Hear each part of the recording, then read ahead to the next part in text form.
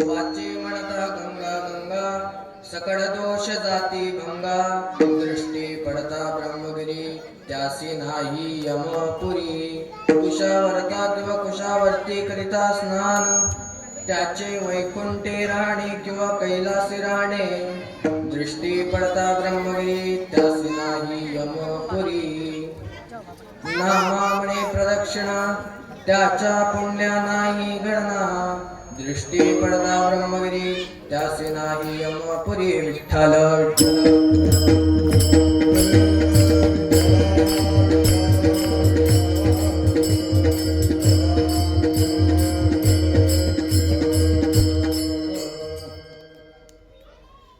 वक्रतुंड महाकाय सूर्यकोटि समप्रभ निर्विघ्नं कुरु मे देव सर्वकार्येषु सर्वदा ओम नमो जी आद्या वेद प्रतिपाद्या जय जय संवेद्या आत्मरूपा देवा तूच गणेशु सकलार्थमते प्रकाशु मणे निवृत्तिदासु अवधारी जोजी आता विनो वाग्विलासिनी जे चातुर्यार्थ कला कामिनी ती शारदा विश्वमोहिनी नमिली मिया मनोजवं मारुततुल्य वेगं जितेन्द्रियं बुद्धिमतां वरिष्ठं वातात्मजं वानरयूथमुख्यं श्रीरामदूतं शरणं प्रपद्ये समचरण सरोजं सान्दनीलाम्बुदाभं जगन्नीलपाणिं मण्डलं मण्डनानां तरुणतुलसीमाला कन्नरं कुञ्जनेत्रं सदयगमदहासं विठ्ठलं चिन्तयामि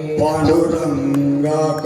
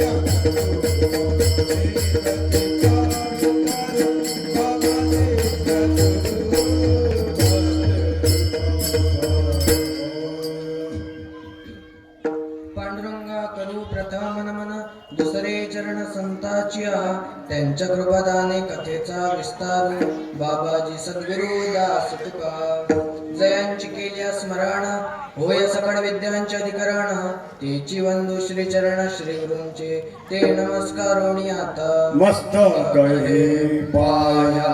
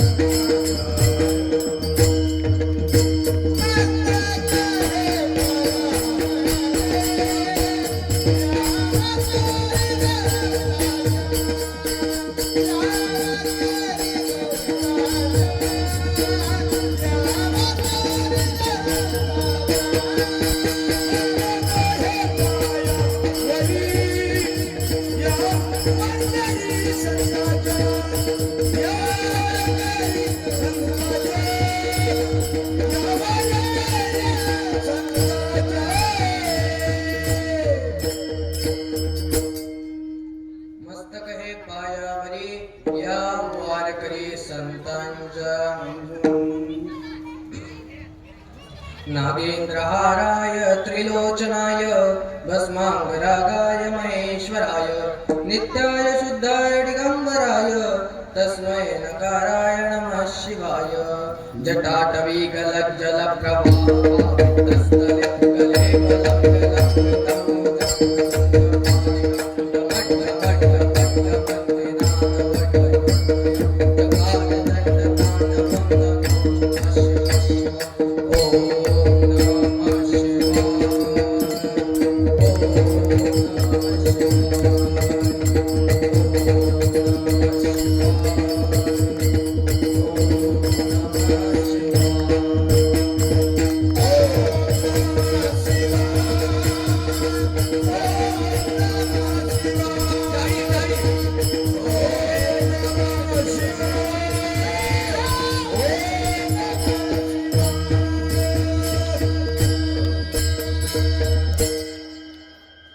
शरण शरणाची हनुमंता तुम्हालो रामदूता भक्तीच्या त्या वाटा मज दावाव्या सुभटा.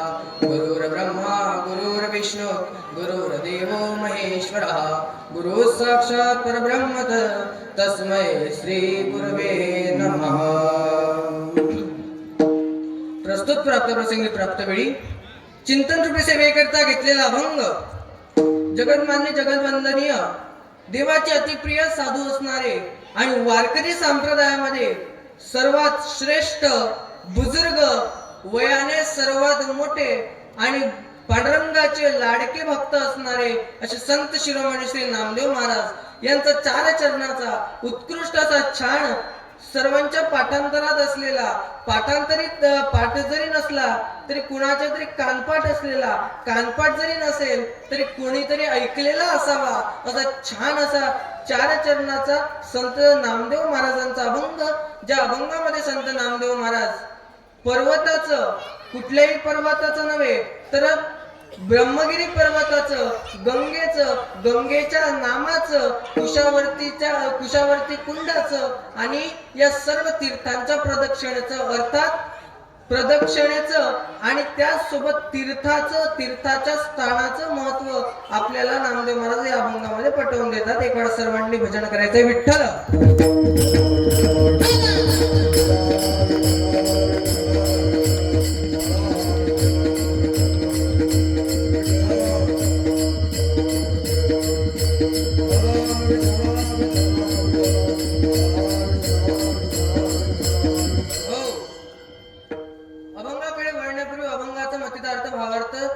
सांगण्यापूर्वी थोडासा परिहार देणे कुठल्याही वक्त्याचं आद्य कर्तव्य. कुठलाही वक्ता असो तो पारमार्थिक क्षेत्रातला वक्ता असो तो आध्यात्मिक क्षेत्रातला असो किंवा तो शैक्षणिक क्षेत्रातला असो कुठल्याही वक्त्याचं परिहार देणं हे त्याचं आद्य कर्तव्य असतं. इथे कशा निमित्तानं जमलेलो आहे तुम्हाला आम्हाला सर्वांना ज्ञात आहे. परंतु सांगणे माझं ज्याप्रमाणे मी बोललो त्याप्रमाणे माझं आद्य कर्तव्य आहे. तर आपल्याला सर्वांना माहित आहे की आपल्या इथे परमपूज्य श्री विश्वनाथ महाराजांच्या परकाया प्रवेशानिमित्त रथसप्तमी यात्रा महोत्सव आणि अखंड हरिनाम सप्ताह सुरू आहे. 76 वर्षापासून माहूरगडावर ज्यावेळेस नाथनंगे महाराजांनी गोरक्षनाथ महाराजांचा परकाया प्रवेश घेऊन विश्वनाथ महाराजांसारखे गोरक्षनाथाचा अवतार असणारे त्यांचे शिष्य आणि आपल्या सर्वांसाठी गुरुचं स्थान घेणारे असे विश्वनाथ महाराज निर्माण केले. त्या निमित्तानं तो दिवस म्हणजे आता रथसप्तमीचा दिवस, उद्याचा रथसप्तमीचा दिवस आणि त्या निमित्तानं छान असा रथसप्तमीचा यात्रा महोत्सव आणि अखंड हरिनाम सप्ताह सर्व गावकरी मंडळी आमचे बाबा असतील कालवे काका असतील सर्वांच्या सहकार्याने सर्व गावकरी मंडळींच्या सर्वांच्या सहकार्याने छान असं नियोजन केलेलं आहे. छान असा 19 तारखेपासूनच हा सोहळा आपला सुरू झालेला आहे आणि आजच्या या 6व्या दिवसाची सेवा मला बाबांकडून मिळाली. सर्वप्रथम बाबांना मी इथून चरणस्पर्श वंदन करतो. त्याचसोबत मी ज्यांच्यामुळे इथे आज उभं राहू शकतो असे माझे गुरुवर्य श्री सद्गुरू शांतीनाथजी महाराज त्यांना मी सर्वप्रथम वंदन करतो. त्याचसोबत ज्यांनी मला इथपर्यंत प्रोत्साहन येण्यासाठी प्रोत्साहन दिलं नवे तर ज्यांच्या मनामध्ये उत्सुकता झाली, मी ज्यावेळेस या मार्गाला वळालो होतो, ज्यावेळेस ज्यांनी मला थांबवलं नाही आणि मला सपोर्ट केला, असे माझे आई वडील असतील ते उपस्थित आहे, त्यांना इथून चरणस्पर्श वंदन करतो. त्याचसोबत आमचे मार्गदर्शक गुरुवर्य श्री पालवे काका असतील, हरिभक्तपरायण कैलास महाराज एवढे असतील, त्याचसोबत जितके काही गुरु माझ्या जीवनामध्ये झाले असतील, ज्यांनी मला जे काही शिकवलं असेल त्या सर्व गुरु महाराजांना मी नमस्कार करतो. त्याचसोबत आमचे मृदंगाचार्य उमेश महाराज असतील, आमचे विनेकरी बाबा असतील, बोरकर महाराज असतील, आमच्या इकडे गायनाचार्य दादा असतील, त्यासोबत सर्व महाराज मंडळी आमचे बाबा असतील, सर्वांसोबत आता गेल्या 2 वर्षापासून माझी सेवा होती, 3ऱ्या वर्षाची सेवा आहे. आणि बाबांनी मला सांगितलेलं आहे, म्हणे आता आपली जोपर्यंत तुम्ही आहात तोपर्यंत रथसप्तमीचा आदला दिवस हा तुमच्याकडे राहील. तेव्हापासून बाबांच्या विनंती असं म्हणूनच चालणार नाही, बाबांच्या आदेशामुळे आज मी इथे सेवा करतोय आणि त्यांच्याचमुळे आज या गादीवर राहण्याचा मला अधिकार मिळालेला आहे. म्हणून इथून एक वेळा भगवंताच्या चरणी प्रार्थना करतो, विश्वनाथ बाबांच्या चरणी प्रार्थना करतो आणि सेवेला सुरुवात करतो. विठ्ठल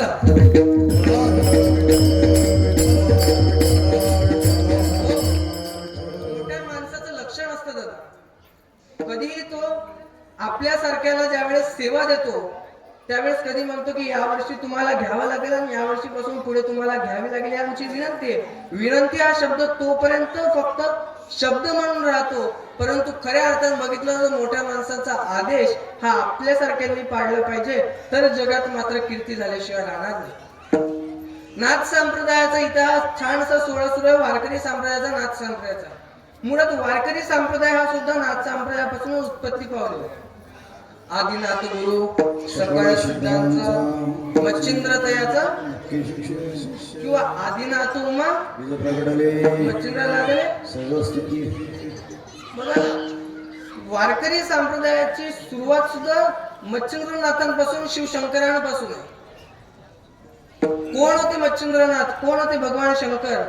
तर भगवान शंकर म्हणजे ज्यावेळेस ब्रह्मा आणि विष्णू मध्ये वाद झाला की आपल्या दोघांपैकी श्रेष्ठ कोण या जगामध्ये, त्यावेळेस दोघांचाही अहंकार थांबवणारे म्हणजे भगवान महादेव होते. आणि त्या भगवान महादेवांचाच अवतार, त्याच भगवान महादेवांनी जे ज्ञान संपूर्ण जगामध्ये कुणालाच दिलं नाही, मात्र त्यांच्या एकमेव एका शिष्याला दिलं, ते म्हणजे श्री गुरु मच्छिंद्रनाथ दादा.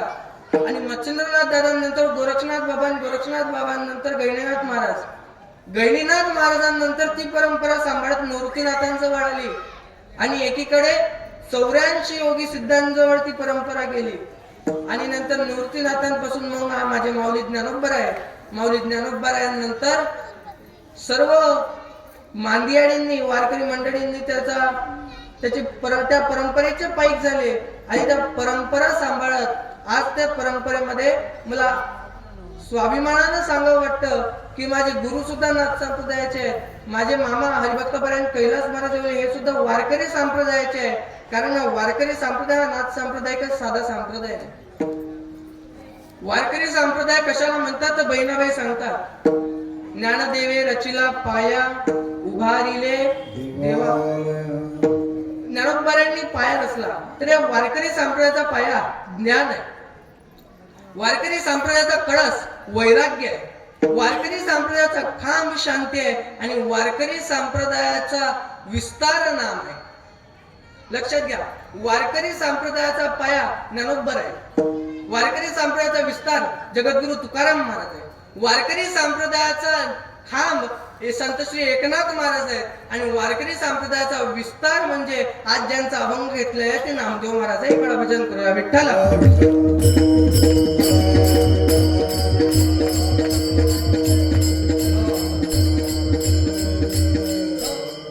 अभंगावर चिंतन करण्यापूर्वी तत्पूर्वी आपल्या सर्वांना मुळात ज्यांचा अभंग घेतला ते कोण आहे हे माहितच आहे.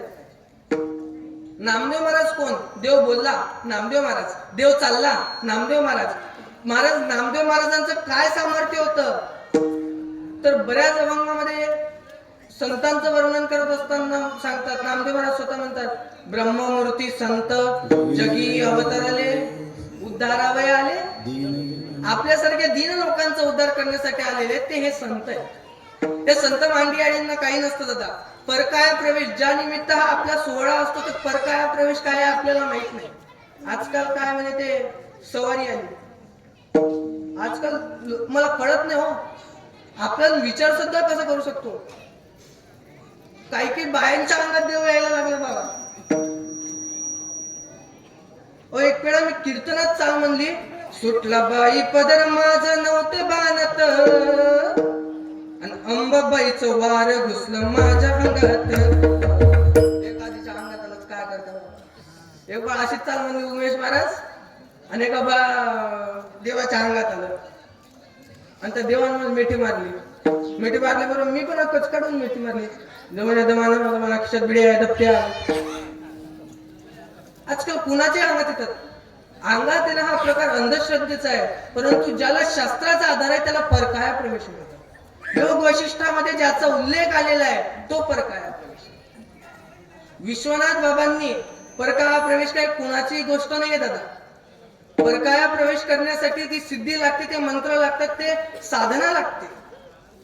विश्वनाथ बाबा म्हणजे नाथ संप्रदायाचे गोरक्षनाथ बाबांचे अवतार आहेत, आणि त्यांनी ती साधना केली. ती साधना केल्यानंतर ज्यावेळेस त्यांना वाटलं की या जगातून आता मी चाललोय, परंतु या जगाचा उद्धार करण्यासाठी कोणीतरी असला पाहिजे, म्हणून उत्तरार्धी म्हणून महाराजांना, आपल्या पंजाब बाबांना त्यांनी निवडलं. आणि दर रथसप्तमीच्या दिवशी, त्याच्या आदल्या दिवशी बाबांमध्ये जो परकाया प्रवेश होतो, हा म्हणजे साक्षात विश्वनाथ महाराज, साक्षात गोरक्षनाथ महाराज येतात आणि या जनहिताचं कार्य त्यांच्या हातून करून घेतात. आणि म्हणून हा आजचा सोहळा त्या निमित्तानं असतो. काही काही लोक खुशाल म्हणतात, हो कुठ चालले, नेमकं जायला चाललो, कशात चालले, हा त्या बाबाच्या अंगात सवारी येते म्हणून. अरे दादा संत आहेत होते लोक. आजकाल बोलताना कुणाला काय बोलतील काहीच सांगतात ते. आम्हाला कुठं धड म्हणतात.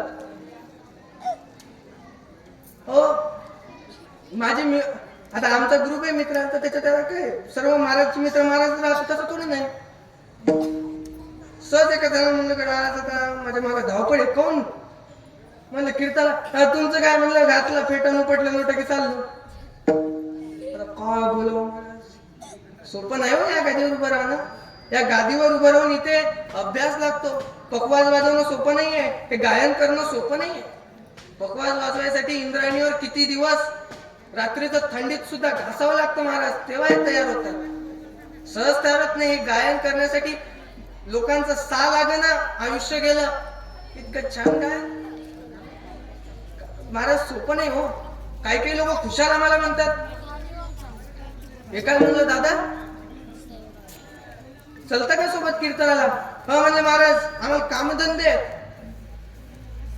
अरे आम्ही सुद्धा कामधंदे करतो. हा परमार्थ करत असताना कधी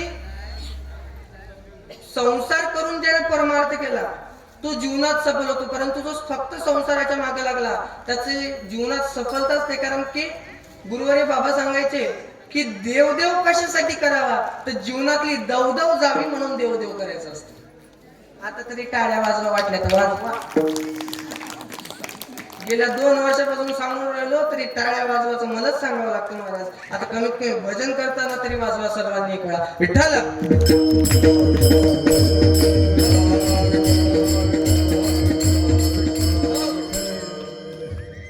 टाळ्या इथं वाजवल्या पाहिजे, नाही तिथं वाजवून चालत नाही. नाही तर रस्त्यावर वाजून मग काय होतं त्याचा विचार घरी गेल्यावर करा. सध्या फक्त कीर्तनाचा अभंगाचा विचार करा. आपला विषय होता की संत कशाला म्हणतात, देवदेव का करावा. बघा ज्या त्या संतांनी आपल्याला तोच मार्ग सांगितलेला आहे. काय मार्ग सांगितला आपल्याला, तर हरी हरी म्हणा तुम्ही सारे किंवा सकळ. हरी हरी तुम्ही म्हणारे सकळ, हरी हरी तुम्ही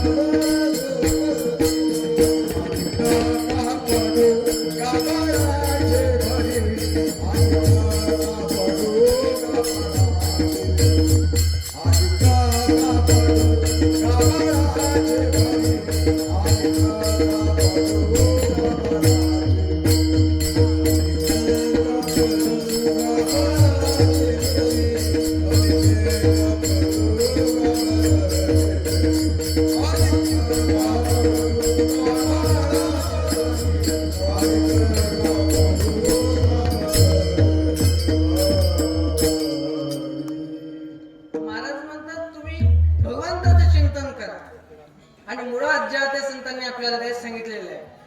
काय केलं पाहिजे? भगवंताचं चिंतन केलं पाहिजे. माऊली सुद्धा हरिपाठात म्हणतात ना, हरिमुखे म्हणा, हरिमुखे म्हणा, पुण्याची गणना करू नका. पुण्य मोजता येणार नाही इतकं पुण्याचा साठा होईल जर तुम्ही हरीचं नामस्मरण केलं तर. बघा, देवाचं नामस्मरण कुणाच्याही मुखात येत नाही. देवाचं नामस्मरण करण्यासाठी सुद्धा मागच्या जन्मीचं पुण्य लागतं दादा. या मंडपात सहजच कोणीही बसत नाही. पुण्यवान व्यक्ती या मंडपात बसतो आणि ज्याच्याकडे पुण्याचा साठा नाही तो या मंडपाकडे फिरून सुद्धा येऊ शकत नाही. त्यात काही लोक मला असं पॉम्पलेट पाहिलंच, अरे 8 दिवस झोपू देत नाही तर अरे तू येतो कायला? गपगुमान घरी गोधडी घेऊन झोप ना. आजकाल महाराज लोक कुणी नाव ठेवतो महाराज. आता ज्याच्याकडे आता माळ आहे, बुक्का लावलेले, असं चांगलं टिकाव त्यांना नाव ठेवा ना. आलं गेले कोणी नाव ठेवतो. बरं असं नाही, माझ्यावरून सांगतो, लोक कधीच कुणाला चांगलं म्हणत नाही. लोक चांगल्या माणसाला नेहमी नावच ठेवतील आणि एखादा वाईट माणूस असू द्या त्याची स्तुतीच करतील. हे जग आहे दादा. आता आम्ही किती चांगलं कीर्तन करू द्या, आपण विचारलं कसं गेलं. आता एखादा इथून कीर्तन करून गेलं की तुमच्यात पैकी एखादं घरी गेलं की मग एखादं म्हणतच. एखाद्याने विचारलं कसं कीर्तन केलं, तुम्ही सर्व मायबाप चांगले आहात, तुम्ही म्हणसाल चांगलं कीर्तन केलं, लहान बाळ होतं, छान होतं, मस्त गोडगोड बोलत होतं, पोपटावानीच होतं. जरा गोड बोलाय काय जाते. एखादं म्हण हा काय येत नव्हतं, नुसतं उड्याच मारित. आणि आपण शांत चिंतनीय कीर्तन केलं, गेलतो कीर्तन, येत काय नाही, नुसतं उभंच. आता काय महाराज यायचं कसं आहे? गोरी बायको केली तरी म्हणतात बाबा याला बरी दिली, आणि काडी केली तर तीच म्हणतात बाबा याला बरी केली. तुमच्या मनात त्या पट्ट्यान काय ब्रह्मचर्य राहू का महाराज? वाईट परिस्थिती आहे. आणि लग्नाचं त्यातलं त्यात आधी सुद्धा वाईट झालं. पोरी भेटना. आता या पोरायला बी माहिती आहे, पोरी भेटायला ते आधीच सेटिंग लावून बसतात. त्याला वाटतं ती माझीच आहे, पण असं कितीतरी जणांना वाटतं ती माझीच आहे. ज्याला कळालं त्यालाच कळालं, बाकीच्यांनी एक वेळा जीवन केल्याशिवाय जो. बघा, विषयाला म्हणून सांगतो दादा, तुम्हाला खरं सांगू, या जीवनामध्ये प्रेम करायचं ना, माझ्या भगवंतावर करा. प्रेम करायचंय नाथबाबावरती करा, प्रेम करायचंय देशावरती करा. प्रेम कशाला म्हणतात? राधेने श्रीकृष्णावर केलं ते प्रेम. भगवान पांडुरंगाने रुक्मिणी आई साहेबांवरती केलं ते प्रेम. आई लेकरावर करते ते प्रेम, त्याला प्रेम म्हणतात. आर्मीतले मुलं देशावरती करतात ते प्रेम. नाही यांचं प्रेम या 14 फेब्रुवारीला एक आणि दुसऱ्याला दुसरीच, तर काय प्रेम म्हणतात दादा? काय कळ ना. हे प्रेम जिवाळा वगैरे सगळं लबाड्यात दादा. काही नसतो जीवनामध्ये, काही नाही. एखाद्या पोरीन फक्त इतकं म्हणू द्या माझं तुझ्यावर खूप प्रेम आहे, ते तेच घेऊन बसतं. त्याला कुठं माहित तिथं प्रेम बिम काही नाही, ती नुसते ATM मोकळी करी ती. त्याचं काही नसतं दादा. कायच प्रेम? आजकाल सर्व स्वार्थासाठी जातात. निस्वार्थ या जगामध्ये जर कोण जगत असेल तर ते संत आहेत. आणि म्हणून ते संत कशासाठी आले जगावरती, या देहा आपल्या पृथ्वी तलावरती? तर उपकारासाठी.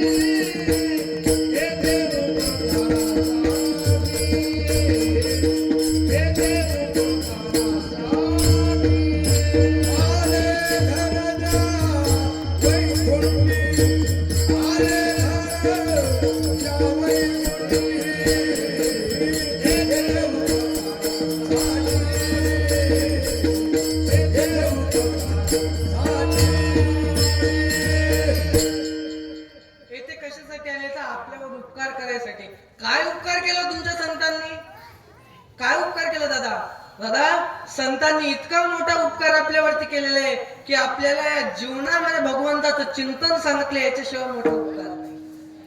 कारण या कलियुगामध्ये आपल्याच्यानं बाकी गोष्टी करून होणारच नाही. यज्ञ तप या गोष्टी आपल्याच्यानं होणारच नाही. कलियुग या कलियुगामध्ये कुठं आपल्याच्यानं होणार आहे?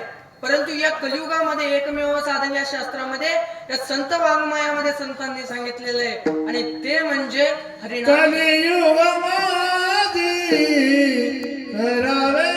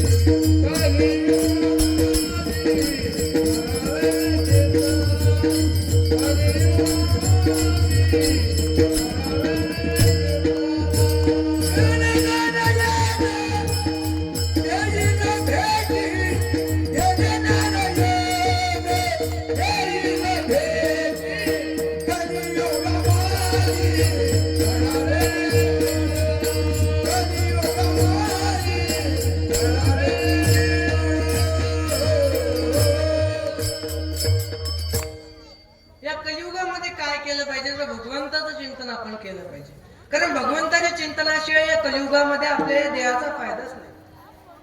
महाराज म्हणतात या कलियुगामध्ये आलेले आहे ना तर भगवंताचं चिंतन करा. सांगतो तुम्हासी बजारे विठ्ठला. नाहीतरी गेला जन्म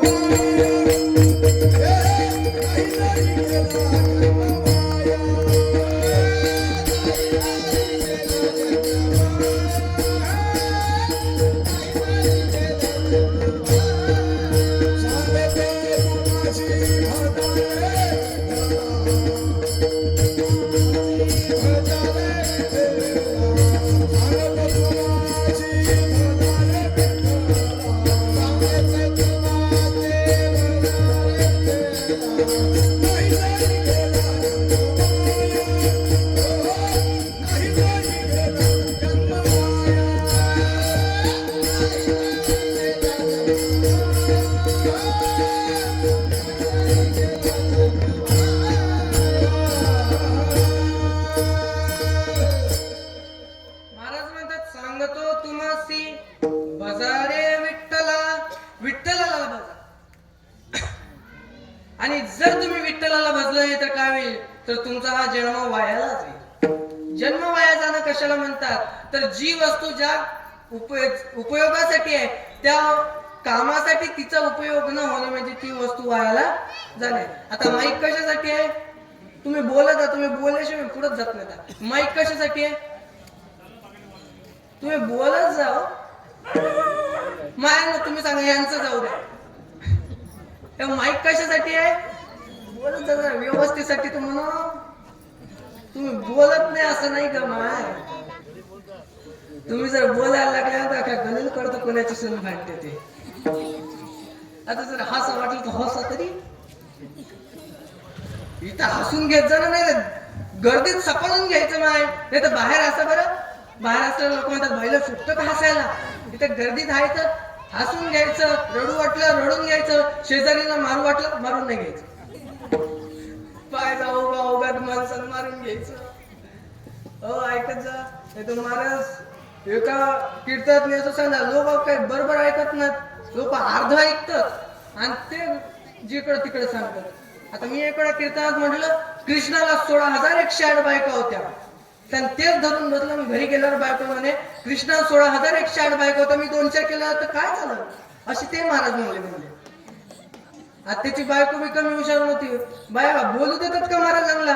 माणसानं किती मोठे मिशा ठेवा उमेश महाराज. बाहेर जाताना वर करून जायचं आणि घरी येताना खालीच करायचं. तेव्हा काय महाराज. आणि त्या बाईला त्यानं म्हटलं म्हणे महाराज आजचा लय चांगला होता. काहून माहिती महाराजांनी सांगितलं कृष्णा 16,108 बायका होत्या तुम्ही बी 2-4 करा म्हणे. मी ज्या महाराजाजवळ गेलती ते महाराज बी लय चांगला होता. ते महाराज काय म्हणे ते महाराज म्हणे द्रौपदीले 5 नवरे होते. आता घ्या तर असंच कधी चमकाव काय सांगतात नाही, कधी मरण माणूस सांगता येत नाही माझा. जिंदगी एक किराए का घर है, एक ना एक दिन बदलना पड़ेगा, मौत जब तुझको आवाज देगी, घर से बाहर निकलना पड़ेगा. एक दिवस हे जग सोडून आपल्याला जायचंय दादा. एक दिवस आपल्याला हे जग सोडून जायचंय. मग या जगामध्ये आलेलो ना, मन भरून हसून घ्यायचं, मन भरून रडून घ्यायचं आणि ओघावामध्ये बोलून जायचं ज्याला काय बोलायचं. कारण बघा, एखादा तोंडावर बोलतो ना आपल्याला चालेल, एखादा तोंडावर बोलतो समजून जायचं तो शुद्ध अंतकरणाचा आहे, पण तो जर एखादा गालात असणारा असला ना, नक्की खेळ करतो. लक्षात घ्यायचं. कधी पण मोकळा असणारा माणूस मोकळ्या मनाचा असतो आणि जो गालात असतो तो प्युअर आतल्या गाठीचा असतो. म्हणून मोकळा असलं पाहिजे. नाही तर आजकाल बायाने ते गालात असणं म्हणजे आता ते गाल दुखतं तरी त्यांना वाटतं नाही हे स्टँडर्ड आहे. काय ते स्टँडर्ड पण आला काही कळ ना बघ. एक जण मला म्हणलं लोक स्टँडर्ड जगतात कसे, म्हणले बायकोच्या हातात हात घालून हिंडतात. म्हणले स्टँडर्ड नाही, त्याचा जनावरांवर त्याचा विश्वास नाही. ज्यांना कळलं त्यांना धन्यवाद, बाकीच्यांनी आता जेवण झालं तर चहा. काय मला हे स्टँडर्ड जगणं मला कळत नाही. माणसानं आपली मायभूमी विसरावी नाही. आपली मराठी विसरता कामा नये, आपली वैदर्भीय बोली विसरता कामा नये. काही काही लोक मला खुशाल म्हणतात, महाराज तुमची भाषा.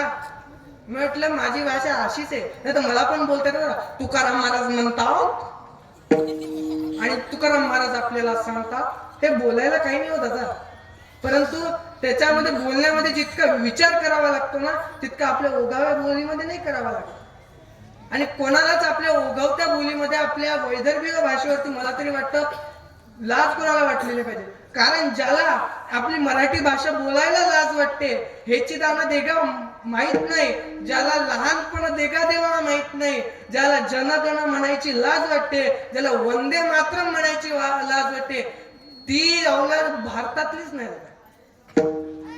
माझं तर आमचे गुरुवारी महाराज अमृताश्रम स्वामी म्हणतात की ज्याला आपल्या देशाचं कौतुक करता येत नाही आणि ज्याला जनगण म्हणायची लाज वाटते, ज्याला देशाचे गाणे म्हणायची लाज वाटते आणि ज्याला भगवंताचं चिंतन करायची लाज वाटते आणि संतांचं वाङ्मय ज्याला वाचावं वाटत नाही ना, ते महाराष्ट्रातच जन्माला आलेलं नाही. कारण महाराष्ट्रामध्ये ज्यावेळेस आपण जन्माला येतो, आपण सर्व भाग्यवान आहोत की आपण या महाराष्ट्रामध्ये जन्माला आलो आणि त्यातल्या त्यात आपल्याला संत मांडियाळी भेटली आणि त्या संत मांडियाळींनी आपल्याला उद्धार करण्यासाठी काहीतरी उपाय सांगितला. नाही गंगेला जाणं होत, मग काय करावं? अभंगाचं प्रथम चरण. वाचे म्हणता गंगा गंगा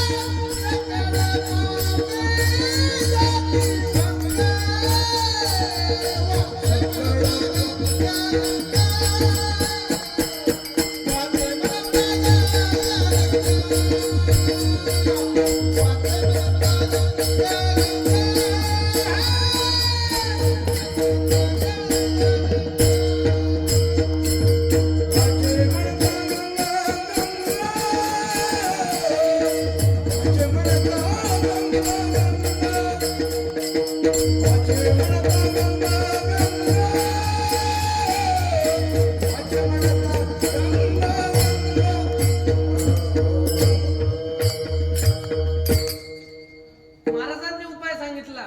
महाराज म्हणले वाचे म्हणता गंगा गंगा सकळ पापे जाती भंगा. महाराज म्हणतात तुमचं गंगेवरती जाणवत नाही, कारण की उद्धार करून घ्यायचा असेल, पाप जर नाश व्हायचे असतील, नकळत घडलेले पाप हे गंगेवरती मिटतात. आपण इतकंच पाठ केलेलं आहे की पाप गंगेवर मिटतात. आपण एखाद्याला जर मुद्दाम त्रास देत असेल आणि ते जर पाप आपल्या पावतीमध्ये फाटलेलं असेल तर ते पाप गंगेमध्ये मिसळत नाही. त्याच्यासाठी नामजपच करावा लागतो का? पण महाराज म्हणतात की तुम्हाला आपल्या जनाला साधी मुंगी जरी पायामुळे तुडवल्या गेली, एखादा मच्छर जरी तुडवलं गेलं, ओगावामध्ये एखाद्याचं चुकून मन जरी दुखलं तर त्याचं सुद्धा पाप लागतं. शास्त्र म्हणतं, मी नाही म्हणत, शास्त्र म्हणतं की तुमच्यामुळे कुठलीही छोटीशी जरी चूक झाली त्याचं पाप लागतं. मग ते पाप कुठं मिटवायचं तर त्याच्यासाठी गंगेमध्ये जा.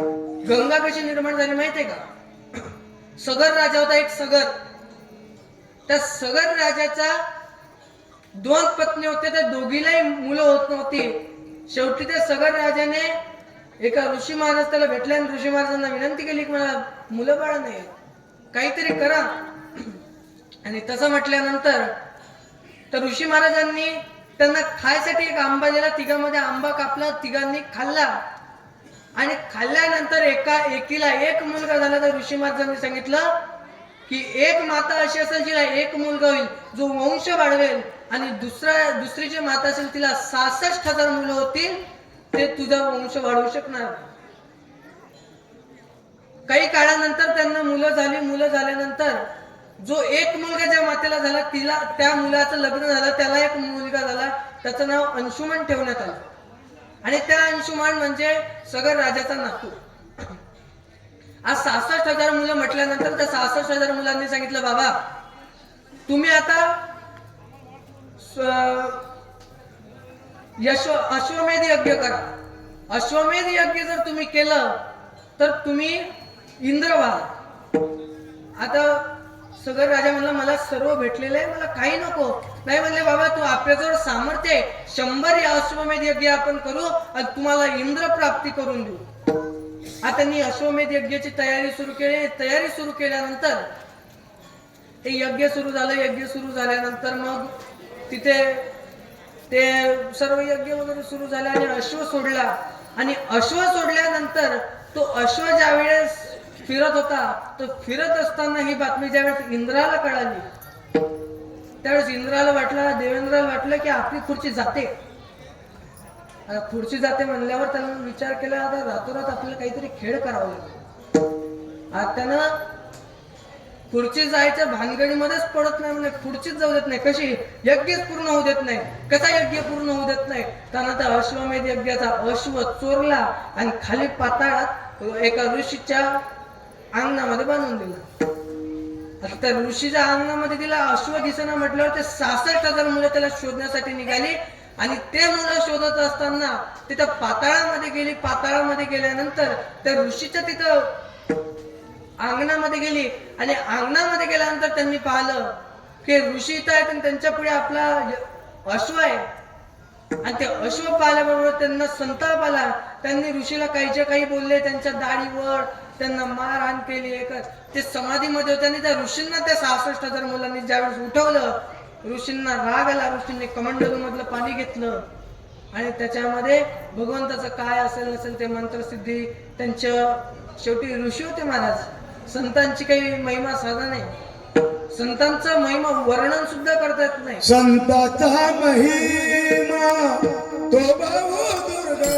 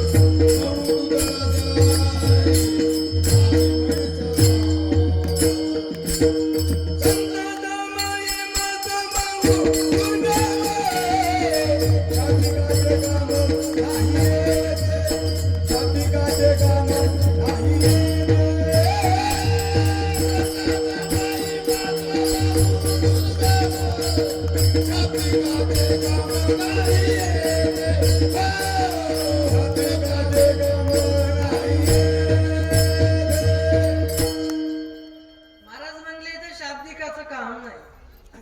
नंतर आजकाल महाराज बोलण्यातून शांत हे करतात हो.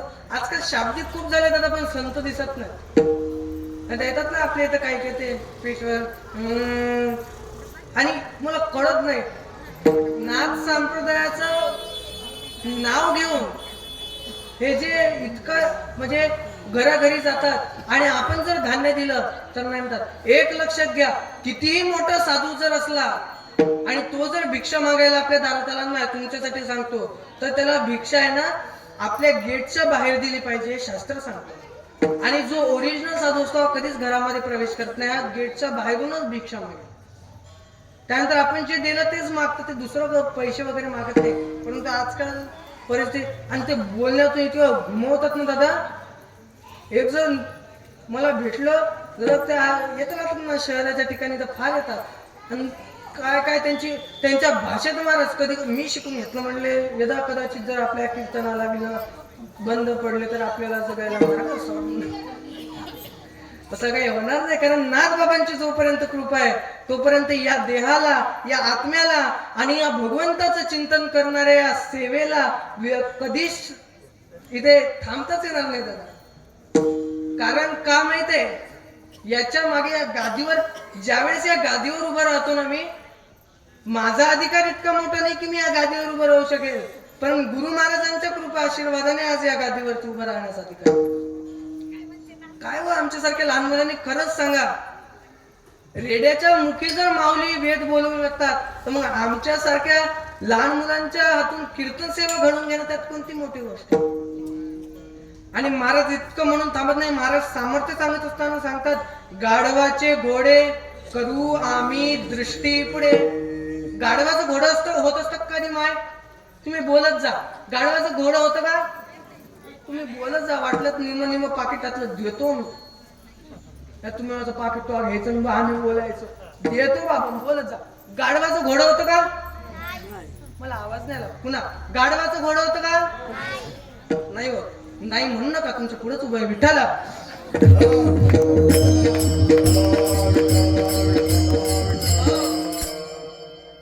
महाराज आम्ही गाढव जाऊ, पण आम्हाला ज्ञानोबऱ्यांच्या गात्याने आणि तुकोबऱ्यांच्या गात्याने, ज्ञानोबऱ्यांच्या गात्याने, नामदेव महाराजांच्या गात्याने आम्हाला इथपर्यंत आणलं. काय महाराज, आजकाल हे जगातलं ज्ञान सर्वांजवळ आहे. आजकाल नाही ते डिग्री सर्वांजवळ आहे. कोणी बीई करतं, कोणी बीटेक करतं, कोणी MBA करतं, कोणी BBA करतं, कोणी CA करतं, कोणी MCA करतं. प्रत्येक डिग्री आपापल्या जवळ आपापल्या पद्धतीने. परंतु त्या अभ्यासाची तुलना इथे केल्या जात नाही. का तर तो अभ्यास फक्त वाचून पूर्ण होतो आणि तो माणूस त्याचा झालेल्या अभ्यासावर 1 तास ने 2 तास ने कितीतरी बोलू शकतो, परंतु जोपर्यंत अंगी अनुभव येत नाही तोपर्यंत परमार्थामध्ये तरी मला वाटतं दादा भगवंत भेटू शकत नाही. कारण इथं अनुभव लागतो. इथे भगवत भक्ती सहज घडत नसते. महाराज म्हणतात की आमचे कितीतरी वर्षाचे पुण्य असतील, आमच्या मागच्या जन्मीचे पुण्य असतील, तेव्हा आम्ही ते भक्ती करू शकतो. असोनी संसारी जीवा वेगू करी वेदशास्त्र उभारी इथे भक्ती करण्यासाठी आम्हाला फक्त असं नाही की आम्हाला बसलो कुठेतरी आणि राम राम केलं. महाराज म्हणतात संसार करून सुद्धा भक्ती करता येते. संसार करून सुद्धा भक्ती करता येतो दादा. आणि जर भक्ती केली नाही ना तर आपल्या भवसिंधूच्या पुरामध्ये जाणे. म्हणून माझी विनंती आहे, जोपर्यंत माणूस भक्ती करणार नाही ना तोपर्यंत या भवसिंधूच्या पुरामधून तरी मला वाटतं मुक्त होणार नाही. भवसिंधूचा पूर कशाला म्हणतात तर पुनरपि जननम पुनरपि मरणम पुनरपि जननी जठरे शयनम य संसारे कृपया पारे पाहि मुरारे भज गोविंदम गोविंदम भज मूढमते. महाराज म्हणतात की पुन्हा जन्माला येणं आणि पुन्हा मरण पावणं याला भवसिंधूचा पूर म्हटलेलं आहे. पुन्हा आईच्या जन्माला येणं हे भवसिंधूचा पूर आहे. आणि याच्यामध्ये विषयाला म्हणून सांगतो, आपल्याला वाटतं आपले आई वडील आपले सर्व आपल्यासाठी इथे जगतात. कोणी आपल्यासाठी नसतं दादा जगत. हो, एक म्हातारा मेलं आणि लोक मेले की मी आवर्जून जातो. मेला म्हणून नाही, बाया रडत्यात कसे ते पाय. महाराज एक म्हातारा मेलं, रात्री बिचाऱ्यानं चांगलं जेवण वगैरे केलं आणि सकाळी सकाळी नाही का भगवंताच्या भक्ती करत करत तो व्यक्ती स्वर्गवासी झाला. आणि स्वर्गवासी झाल्यानंतर त्या म्हातारीनं आता जरा रडाव पडाव काय करावं. तिनं काय केलं, पाहुण्यात फोन त्याचा पोरगा लावू दे तेवढ्यात तिने घेतलं दूध, त्यात पोळी चुरली, साखर टाकली आणि खात होती. तेवढ्यात शेजारीन आली. शेजारीन म्हणे काग ते पती वारले म्हणून मला कळालं, फार वाईट झालं. हो थांब खाऊ दे म्हणते पहिले मला. ती शेजारी म्हणते काही वाटते का म्हणते तुला, इकडे नवरा मेला तू खायच्या मागं पडे. अरे थांब म्हणते, इतका कटोरा संपू दे मग कसा गोंधळ करते. आता काय गोंधळ करून दाखवायचं असतो का. आणि बाया महाराज मी आवर्जून पाहायला होतो काय स्वरात रडतात, असा सूर लावतात. अनाथ्य बाई रडताना एका म्हाताऱ्याच्या चांगल्या घरांदार पाटील व्यक्ती होता, त्याच्या हातात अंगठा होता. सर्व रडता रडता एका बाईनं काढून घेतलं. चुकून नाही का कानातली बाळी राहिली. आता जुने लोक ते सोन्याच्या बाळा घालायचे, आज चुकून त्याच्या कानातली बाळी काढायची विसरली. ती बाई रडता रडता म्हणे, ए पिंट्या मा बापानं याले देल ती बाई करून. लोकांना वाटलं बाई करून दिली म्हणजे याचं माझ्या लग्न लावून दिलं तर असं म्हटलं. आणि आता हे चाललं बा सोडून म्हणून रडती बिचारी. तिचा म्हणण्याचा अर्थ शेवटी कोणाला समजलं नाही. त्या बाईनं तिरडी उचलली, थांबवायला लावली. पिंट्याला म्हणली इकडे. आणि रडता रडता सोंग करत कानात सांगितलं बाई येते काढून घे. काय महाराज आपल्याला मोह इतका. आणि म्हणून बघा ते एखादा व्यक्ती वारल्यानंतर त्याच्या अंगावर काय फेकतात होते, काय फेकतात. तुम्ही बोलत जा, तुम्ही बोलल्याशिवाय पुढे जा. काय जातात काय टाकतात तुम्ही बोला. आता माझ्या माता मग अशी बोलल्या की लाया टाकतात. तेवढं तर बोला. ते लाया टाकतात माहितीये मुरमुरे. आता काही लोक महाराज त्याच्यावर सुद्धा 2-4 पुस्तक वाचतात आणि म्हणतात अन्न फेकू नये वगैरे. ते शास्त्राच्या आधारावर फेकलं जातं. माणूस मेल्यानंतर त्याला 3 गोष्टी दिल्या जातात. एक मान, त्याच्यानंतर अन्न आणि तिसरी गोष्ट म्हणजे संपदा धन. कारण माणूस हा जीवनामध्ये तळमळ कशासाठी करत असतो माहितीये का, हा फक्त या 3 गोष्टींसाठी जीवनात तळमळ करत असतो. प्रत्येक गोष्टीला शास्त्र आहे. आधी तिरडी आहे, ती तिरडी कशी बांधावी याला सुद्धा शास्त्र आहे. आता 3 भाषे तुमच्या इकडे काय म्हणतात, आमच्या इकडे बांबू म्हणतात भाषा, तुमच्याकडे भाषा म्हणतात ना. आता 3 भाषा आणल्या जात असतात. त्या 3 भाषेच्या 9 कामता केल्या जातात. आणि ती अशा 2 भाषा असे त्याच्यावर एक अशा 9 कामता, एक सरळ एक उलटी अशी टाकल्या जातात. आता मी कीर्तनात सांगत जाऊ तिरडी कशी बांधायची वगैरे शास्त्रात लिहिलेलं आहे त्या पद्धती सांग. लोक म्हणतात आमच्या गावातले महाराजाला येते, महाराजालाच बांधून द्या. आता एक वेळा एका वाची तिरडी बांधायला घेतली, माझ्याने काही कसली केली नाही बघ. आणि ते माणूस आता धारदीप आहे. अहो ते तिरडी बांधली गेली नाही काय नाही आणि तेल त्याच्यावर टाकलं आणि चालता चालता एक पुढं एक माग एक पुढं मधात थांबवावं लागलं आणि मग एखाद्याला कसं असं काम पडलं मला म्हणून मी फक्त तेव्हापासून आपण तिरडी गिरडी काय बांधतो आपण फक्त सांगतो महाराज बघा आपल्या जवळ ना दाढी ना बॉडी ओनली बाबूची काडी आहे आपल्या जवळ अहो लोक काय समजतात काय कळत ना आता देवानं प्रकृती दिली हो मला एकाच्या घरी जेवण करायला गेलो घरावर नाव होतं मातृपितृच आहे असं वाटलं आई वडिलाची सेवा करणार असं कायचं मातृ ओट्यावर पितृ ओटावर आणि छाया खाटावर छाया त्याच्या बायकोचं त्याच्याच घरी आमचं जेवण आणि त्याच्या घरी जेवण करायला बसलो वाघ महाराज जेवण करत असताना ते कसं करतो माहिती का त्याच्या बायकोला महाराजांना चतकोर म्हणलं नको दादा आता पोट भरलंय नाही वाढ म्हणलं नाही दादा पोट भरलं नाही वाढ म्हटलं आता तब्येत बघून बनते त्यांना म्हणलं नको दादा वाढ नाही महाराजांना वाढताना पुन्हा भेटत नसतं एका माणसाच्या इथं महाराज जेवण करून सोफा सेट बसला त्याचे सोफा सेट असे त्याच्यावर बसलं की अंधारच दाबतो माणूस आणि ते सांगत होतो महाराज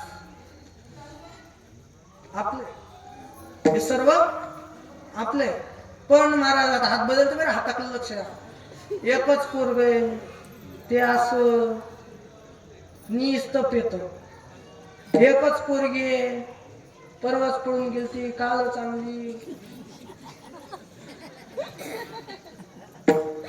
काय नाही महाराज बघा जीवनामध्ये ज्या माणसाजवळ संपत्ती असते त्याच्याजवळ कधीच समाधान नसतं कारण लक्ष्मी चंचल आहे हो लक्ष्मी बघा बुद्धिमान माणसाच्या हाती कधी लक्ष्मी जात नाही आणि ज्याला बुद्धी नाही त्याच्या हाती गेल्याशिवाय राहत हे लक्ष्मीचं काम आहे लक्ष्मी इतकी चंचल आहे दादा एक वेळा लक्ष्मीला अहंकार झाला की माझ्याशिवाय या जगात काही नाही नारायण म्हणले तुला किंमत नाही किंमत मला आहे नाही म्हणले मग चला बघू म्हणले मग नारायणाने बघितलं नारायणाने एक रचना केली बघा काही दिवसामध्ये एक व्यक्ती वारणार होता आणि नारायणाला माहित होता हा व्यक्ती जाणार आहे म्हणले ते व्यक्ती जाणार आहे बघशील तो व्यक्ती गेला त्याची तिरडी चालली होती चालत असताना लक्ष्मी म्हणले आता मी माझा प्रभाव सांगते वरून हे असं पैशाचा पाऊस केला पैसा कोण नाही म्हणतो मला कीर्तन तर पैशाच पाऊस झाला तर कोण कीर्तन ऐकून सांगा बरं तुम्ही ऐकसाल का खरं बोला तुमचं सोडा मी कीर्तन करेन का महाराज आजकाल लोकांना देवाचं काही पडलेलं नाही हो हे पारायण कशासाठी असतं माहिती का एकाने मला प्रश्न विचारला म्हटलं महाराज पारायण पारायण पारायण केव्हापर्यंत करायचं म्हटलं जोपर्यंत आपल्या मनातला आत्मा नारायण होत नाही तोपर्यंत पारायण करायचं आता तरी वाजव लोक टाळ्या अशा वाजवतात महाराज हा तू सांग आम्ही वाजवतो हा घे अहो एका जणाच्या इथे जेवण केलं जेवण करून सोफा सेटवर बसलं ते मला काय म्हणलं माहितीये का अरे रोज असंच खाता का नाही त्याला म्हणलं नाही आम्ही घास फूस खातो अरे आम्हाला भेटत दादा आम्ही कुणाची लेकरं आहेत माहिती तुम्हाला अहो ज्या तू आमच्या वडिलांच्या म्हणजे आमच्या तुकोबारायांच्या घरी माझ्या बापाच्या घरी 65 माझ्या म्हणजे आमच्या सर्वांच्या बापाच्या घरी 65 लाखाची सावकारकी होती माझ्या तुकोबारायांजवळ माझ्या ज्ञानोबारायांच्या घराच्या समोरच सोन्याचा पिंपळ होता जयाची द्वारी सोन्याचा पिंपळ महाराज आमचे संत काही कमी आहेत का हो पण लोक असे दाखवतात बघा आपल्या विषयाकडे आणि ते मुरमुरे फेकतात तेच होतं आपण तुम्ही कुठेही जा मी बरोबर जागा आणतो फक्त तुम्ही नाही का देवाचं चिंतन करत असताना टाळी वाजवा मुखात नाम असू द्या आणि मला साथ करा इतकीच विनंती सर्वांनी भजन करा विठ्ठल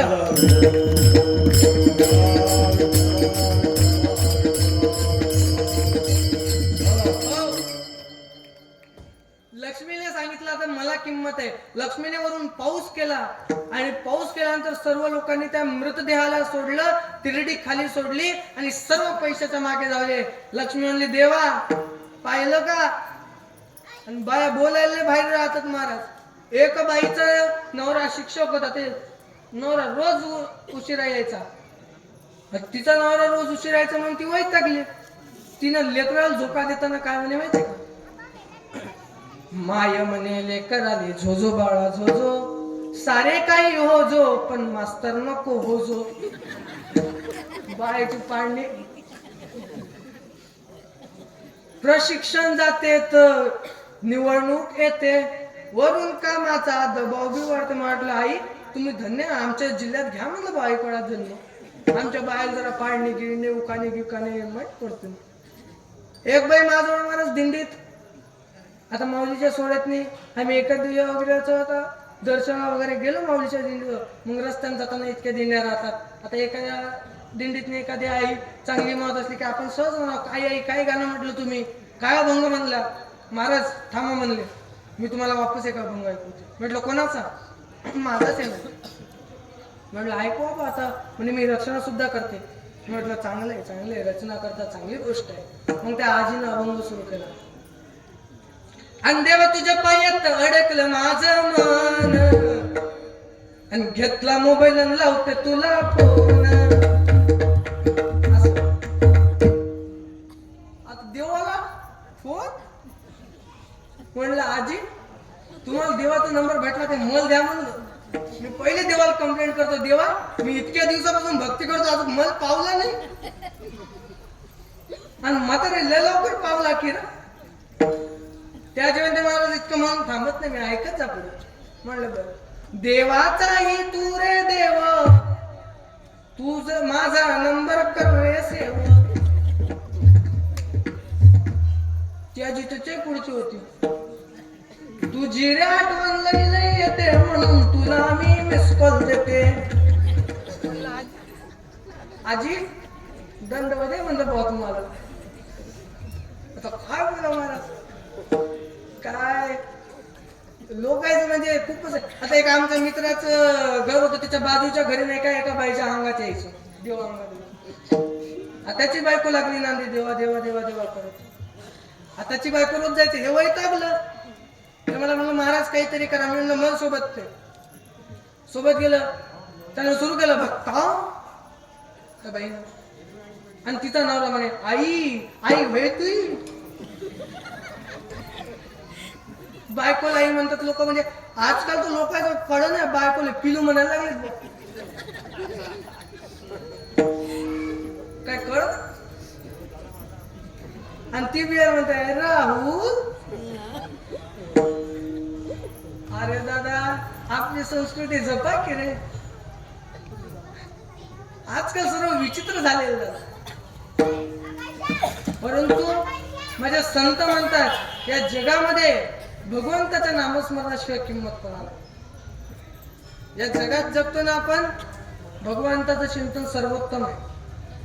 मग हे ज्यावेळेस भगवान स्वतः सांगत होते लक्ष्मीला, लक्ष्मी ऐकत नव्हती. सर्व लोक ते पैसा गोळा करायला लागले. आणि पैसा गोळा करत असताना देवाने सांगितलं की ते सर्व पैसा गोळा करतात पण एक मनुष्य जो पैसा गोळा करत नाही. म्हणजे देवा कोण? जो तिरडीवरती झोपलेला आहे. तिरडीवर झोपलेला लक्ष्मी चकित झाली. लक्ष्मी म्हणली देवा तो कसा पैसे गोळा करणार आहे, का गोळा करणार नाही म्हणे. तू म्हणली ना तुझं महत्व खूप मोठं आहे. म्हणजे देवा त्याच्यातला रामच उरला नाही तर तो कसा पैसा गोळा करू शकेल. देव म्हणले लक्ष्मी तुला उत्तर कळालं की सांग. कारण बघा जोपर्यंत मनुष्याच्या अंदर राम आहे, जोपर्यंत भगवंताचा वास आहे, तोपर्यंतच या सर्व बाह्य गोष्टींना किंमत आहे. मला एक दृष्टांत आठवलं म्हणून सांगतो. आमचे बाबा सांगायचे गुरुवार बाबा बघा एक आज जवळ धोंड्याचा महिना माहिती आहे. धोंड्याचा तुमच्या इकडे करतात का? धोंडे धोंडे करतात का महाराज तुमच्याकडे? तो कोण महाराज आहे तेच सापडा ना. मग जवळ धोंडे खाऊ घालतात म्हणून त्याच्यातली आमटी टाकायची. आणि ते जवळ बिले भारी महाराज. 2 ग्रामची 3 ग्रामची काय अंगठी केली नाही, महिनाभर स्टेटस ठेवतं सासऱ्यानं जवळ धोंडा केला आणि सासऱ्यानं जवळ धोंडा केला. कोरोनात लोकांना मुठभर तांदूळ दिला पण अख्खा फेसबुक जाम केला. लोकांना प्रदर्शन खूप करावं वाटतं. माझी विनंती आहे दादा, प्रदर्शन करू नका, कारण प्रदर्शनाकडे दर्शन आजकाल वाढलेलं आहे. बघा माझी विनंती आहे दादांनो, आजकाल लोक या जगामध्ये ज्या साबणानं माणूस गोर होईल ते खपत नाही, ज्या साबणावाल्यानं गोरी हिरोईन वापरली ते साबण खपत. त्याला कोण सांगायचं की हिरोईनची आई गोरी होती र काय महाराज. नुसतं प्रदर्शनावर लक्ष आहे आजकालचं. अहो माझी विनंती आहे दादा, आजकाल संतांचं सुद्धा प्रदर्शनावरून लोक म्हणतात त्या बाबाजवळ मोठी गाडी आहे म्हणून मोठे महाराज. बाबा सोनं घालेल होता, अरे तुला काय माहितीये, वाईट परिस्थिती आहे. संत कशाला म्हणतात सांगू दादा एका शब्दामध्ये, ज्याच्यामध्ये षडविकारांचा अंत झाला ते संत असतात.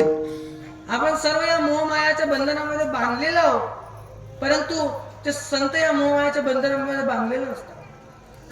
गाडगे महाराज कीर्तन करत होते आणि कीर्तन करत असताना एक गृहस्थ आला, म्हणले बाबा बाबा कीर्तन बंद करा. का रे बाबा, का कीर्तन बंद करायचं? त्यांनी कीर्तन बंद केलं आणि त्याला विचारलं, का रे बाबा कीर्तन का बंद करायला लावले? म्हणले बाबा तुमचा मुलगा वारलाय, तुमचा मुलगा मेलाय, कीर्तन बंद करा चाला. गाडगे बाबांनी तिथं प्रमाण दिलं, ऐसे मेले कोट्या कोटी, काय रडो त्यांच्यासाठी, गोपाला गोपाला देवकी नंदन गोपाला.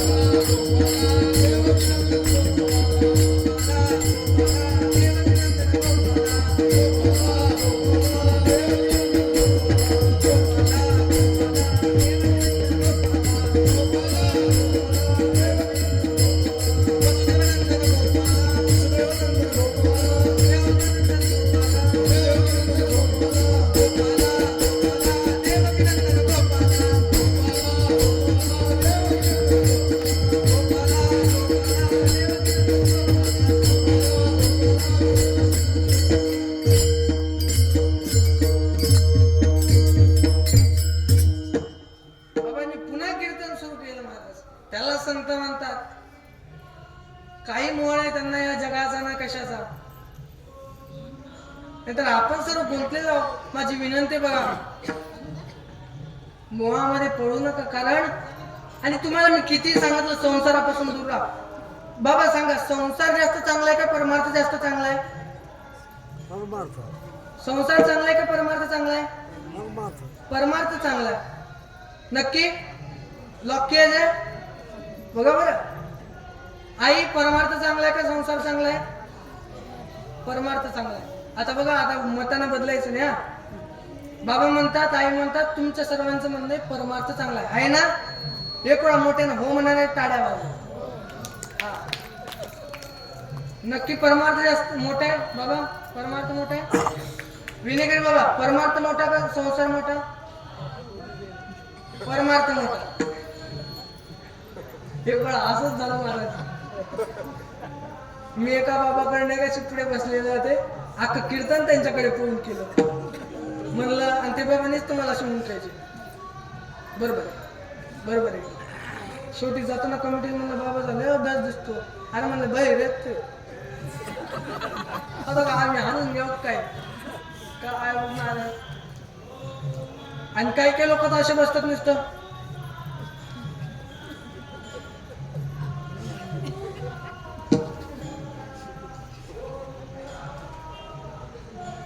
तुम्हाला वाटलं गेलं काय? अजून सध्या तरी मला काही विचार नाही. बघा आपल्या विषयाकडे या. आता धोंड्याचा महिना करतात ना तुमच्या इकडे? हा, तसं एका म्हातारीनं ठरवलं की आता आपल्या जवळ धोंड्याचा महिना धोंडे करायचे. आता तिनं पोरीला विचारलं, म्हणलं काय आवडतं तुझ्या पतीला? म्हणे खीर फार आवडते. त्या म्हातारीनं अख्ख्या गावातलं दूध जमा केलं आणि घरी ते दूध घोटायला सुरू केलं. दूध घोटत असताना आता पाहुणे आले, घरी बसले, आणि त्याची नाही का हे असं समजा बैकट, अशा पुढच्या दरवाजाच्या तिकडून किचन होती, आणि त्या किचन मधून ती दूध घोटत होती त्याची सासू. आणि ते जवळ बसला आला आणि त्या सासूला का सर्दी झाली. आणि सर्दी झालेल्या माणसाचा असा नियम आहे की सर्दी झाल्यावर बाईनं चुलीजवळ स्वयंपाक करायसाठी बसू नये. पण त्या बाईला तिच्या जवळसाठी खीर करायची म्हणल्यावर ती खीर करत होती. आणि खीर करत असताना करता करता करता करता तिची खीर करणं सुरू. आणि ते नाही का जितका ताप तुपाला जास्त भेटतो ना ते तूप विरघडलं आणि खिरीत गेलं. आता ते जवळ पाहिलं, जवळ मला मेलो तर चालन, खीर पिणार नाही. सर्व जेवाय बसले आणि जेवाय बसल्यानंतर ते सासून सर्व वाढण करत आणलं. ते पाहायचं काय काय खीर आहे का, खीर आहे का. आलं ते खीर आल्याबरोबर त्याने काय केलं, आता त्याच्यासोबत एक दोन मित्र आलेले, तर मित्र घेतले. मग ते म्हणे नाही मला आज खीर खायची इच्छा नाही. खीर खायची इच्छा नाही म्हणलं, म्हणले अरे तुमच्यासाठी इतकी खीर केली. नाही आज माझी इच्छा नाही, हे वाटी घेऊन जा. त्यानं खीर घेतली नाही महाराज. आणि त्याचे मित्र कसे म्हणतात, अरे खीर लय मस्त आहे, एक घोट भरत घेऊन पाय. त्याला काय म्हणतात असं तूप हे प्युअर गायचं. महाराज अख्यायचं घेतला. बघा एक नातं असतं खोडीचं. मग आता कोणतं नातं असतं ते मेवणीचं नातं असतं ना. आता ते गेले आणि त्यांनी त्या मेवणी आली म्हणे जीजू. आता ते नवीनच शब्द निघाला भाऊ जीजू. तुमच्या इकडे काय म्हणतात दाजी, काय दाजी म्हणतात का पाहुणं दाजी. जिजाजी जिजाजी तरी ठीक वाटतं, ते जीजू काय उंदराच्या नावामध्ये वाटतं म्हणतो काय कळत. आणि त्यानं ते खीर पिली नाही. ती मेवणी आली, ती म्हणले दाजी तुम्हाला घ्यावं लागतं. ते म्हणले तू काय केलं चालतं पण मी खीर घेणार. कारण त्याला माहित होतं काय. आता लक्षात घ्या, मला सांगण्याचं तात्पर्य इतकं आहे, ती जी म्हातारी होती ती म्हणजे माया. आणि ती खीर मग आपल्याला सर्व ती मायेची जी बनवलेली खीर आहे, या संसाराची जी खीर आहे ती माया आपल्याला वाटत जाते. आणि ती मायाच्या हातची ती खीर आपल्याला खाताना गोड वाटते. परंतु ज्यावेळेस ज्याला त्याच्यामध्ये ते काय असेल नसेल ते पडताना ज्याला दिसलं, ते त्या मायेपासून त्या खिरीपासून लांब होतो आणि जीवनात कधी ती खीर खात नाही, म्हणजे संसाराच्या वाटीला जात नाही. आता तुमचं म्हणणं आहे की परमार्थ चांगला आहे. आता मला सांगा बाबा, इथून कीर्तन झाल्यानंतर तुम्ही इथंच थांबणार आहात की घरी जाणार? घरीच जाणार. मग परमार्थ करत असताना महाराज असं नाहीत म्हणा की तुम्ही घर सोडून परमार्थ करा. नाही, कामामध्ये काम, काही म्हणा राम राम. तुम्हाला भगवंताचं चिंतन करायचं ना, कामामध्ये का होईना पण भगवंताचं चिंतन करा. म्हणून माझी सर्वांना विनंती, इकडे हात वर करायचे. छान सर्वांनी हात वर करा, त्याच्यावर भजन सुरू करा. हात वर करा दादा, दादा हात वर करा सर्वांनी. काका डांगे करा, हात वर करा, सर्वांनी हात वर करा. आणि चला आता सर्वांनी गोड भजन करा.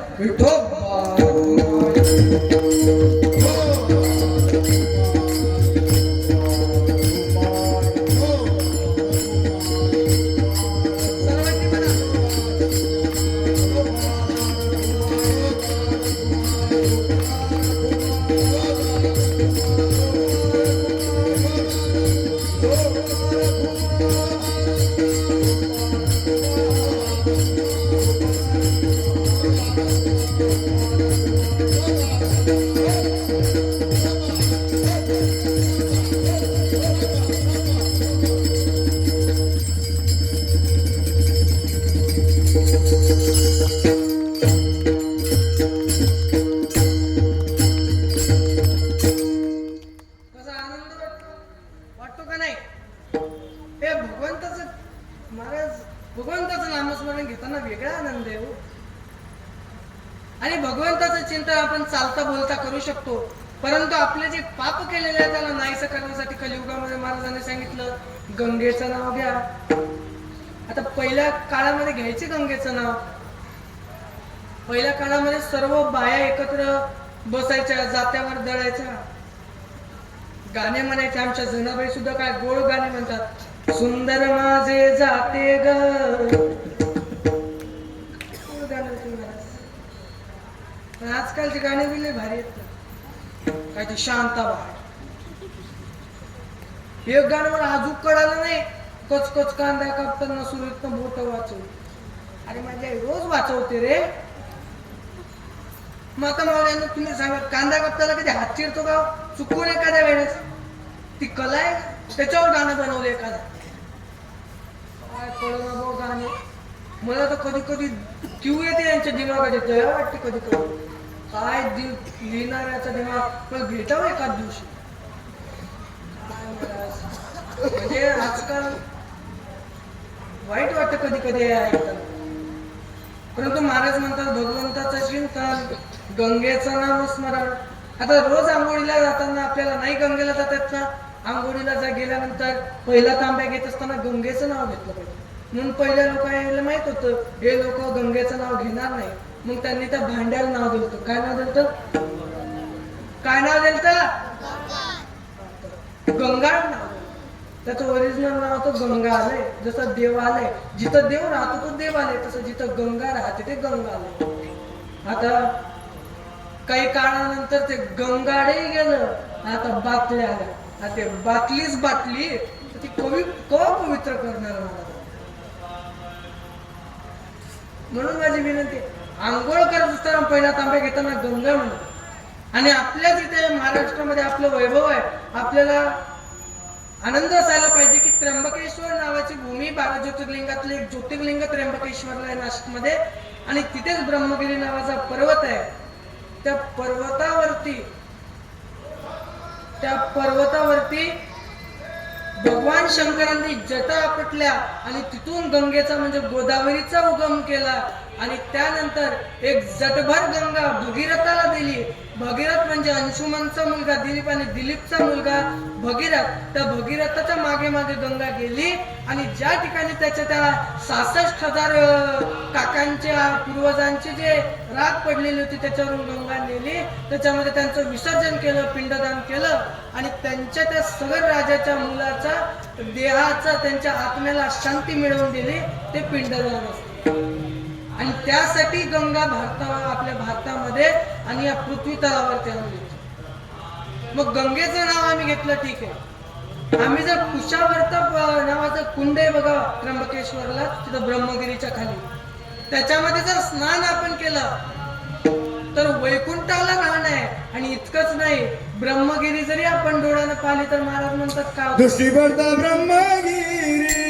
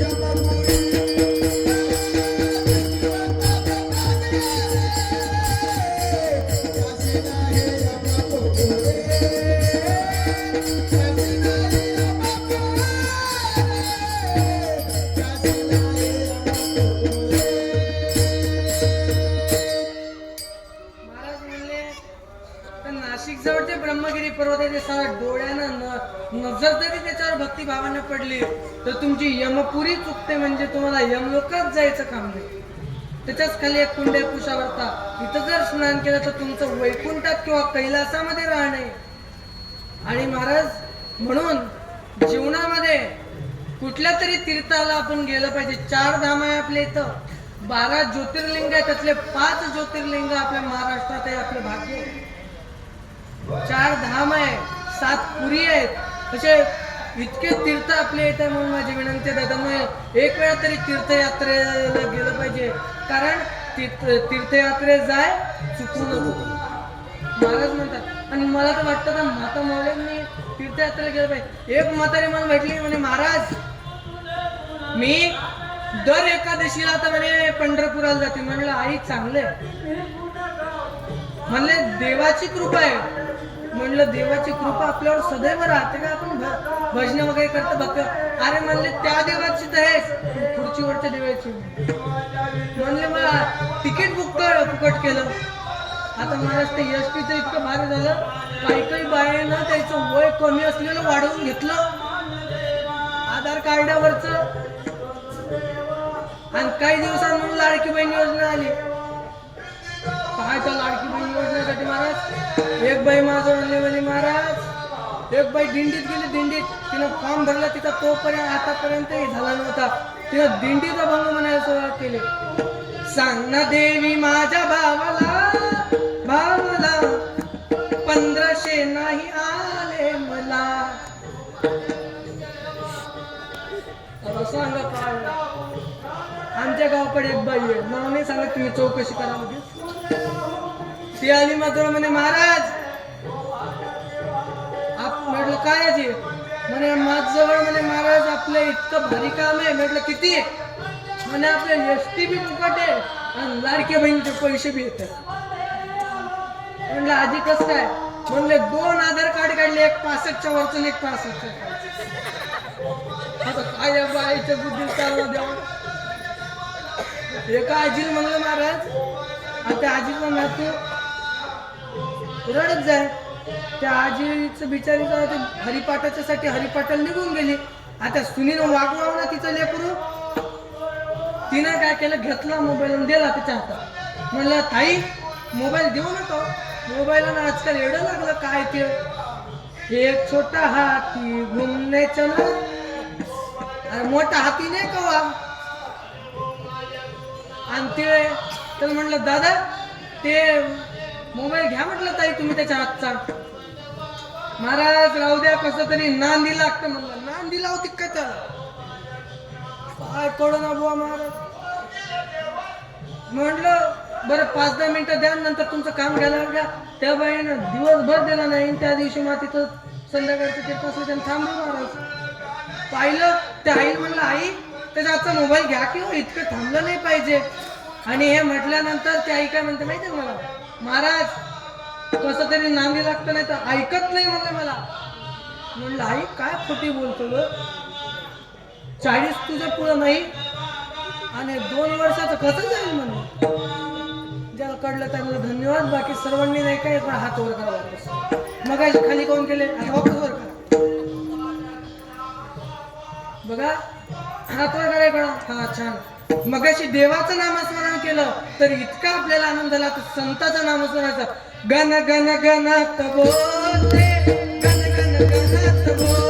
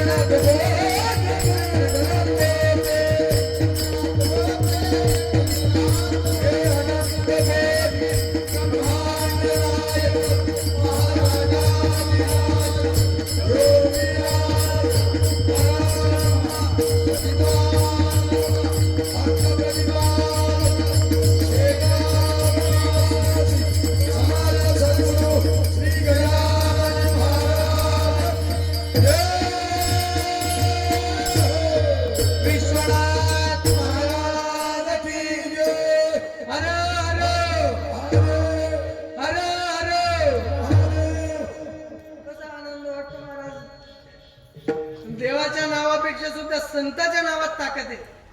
कारण संत म्हणतात देवा तुझं नाव आज जगभर गाजतंय हे आमच्यामुळं. आम्ही जर तुझं नाव प्रसिद्ध केलं असतं तर नसतं गाजलं. म्हणून माझी विनंती आहे दादांनो, एका तरी तीर्थाला जा आणि तीर्थाला गेल्यानंतर जितका आपण आपल्या मायबापांवरती प्रेम करतो तितकं कधीतरी भगवंतावरती प्रेम करा. भगवंतामध्ये मायबापांना पहा. आणि विनंती करतो, तीर्थ तर फिरता येतील, तीर्थाला पुण्य लागतंच, पण कधीतरी आपल्या घरच्या मायबापाचं दर्शन घेत जा. माझी विनंती आहे तुम्हाला. नाहीतर आजकालची परिस्थिती अशी आहे, द्वारका केली मथुरा केली केली द्वारका, काशी केली मथुरा केली केली द्वारका, पण माय बापासारखा देव नाही सापडला. मायबापासारखा देव कुठं सापडत नाही. म्हणून माझी विनंती आहे, तुम्ही कितीही तीर्थ केले तरी भगवंताचं चिंतन करत असताना रोज मायबापाचं दर्शन घ्या. आणि जोपर्यंत स्वतः करत नाही तोपर्यंत वक्त्याला सांगण्याचा अधिकार नसतो. रोज मी स्वाभिमानाने सांगतो की मी माझ्या आई वडिलांचं दर्शन घेतो म्हणून तुम्हाला सांगतो. आणि विनंती आहे, वर्षात एक वेळा तरी आपल्याकडून 1-2 झाडं लावलं पाहिजे. म्हणून माझी विनंती आहे, झाडं लावा आणि व्यसन करू नका दादा. व्यसनानं कधी कोणाचं काही चांगलं झालं नाही. म्हणून माझी विनंती, काही नाही, या जगामध्ये आपण आलेलो भगवंत चिंतनासाठी. भगवंत चिंतन करा आणि भगवंत चिंतन करतच आपल्याला एक दिवस मरण आहे. म्हणून माझी विनंती आहे, जीवनामध्ये आई वडिलांचं दर्शन घ्या, आई वडिलांना सांभाळा, त्यानंतर झाडं लावा आणि जे काही सत्कार्य असेल ते सत्कार्य करत जा. एक वेळा आपण संतांचं माऊलींचं स्मरण करायचंय. ज्ञानेश्वर माऊली.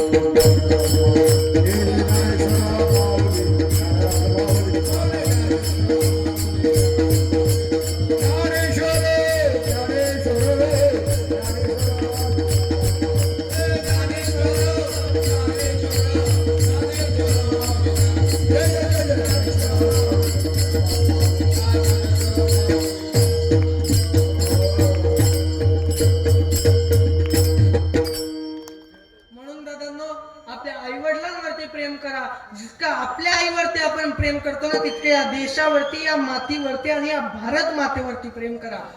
परवाच्या दिवशी प्रजासत्ताक दिन आहे, 26 जानेवारी रिपब्लिक डे.